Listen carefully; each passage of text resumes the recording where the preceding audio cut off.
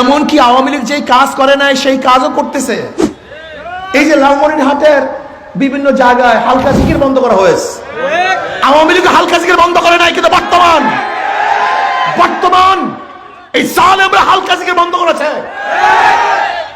আবু জেহেল বাঁচতে পারে নাই। আপনারা যদি ইসলামের উপর আঙ্গুল তুলেন, কোরআন হাদিস নিয়ে খেলা করেন, ওলামাদেরকে নির্যাতন করে অপমান করেন, তাহলে বাংলার জমিন থেকে মানুষ ফিরানোর মতো দাঁড়িয়ে দেবে ইনশাআল্লাহ।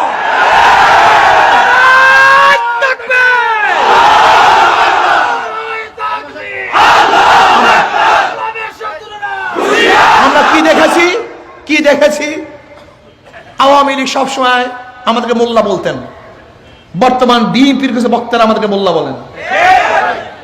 আওয়ামী লীগের কিছু বক্তারা জীবনভর আমাদেরকে পাকিস্তানবাদী বলতেন, মৌলবাদী বলতেন, পাকিস্তানপন্থী বলতেন।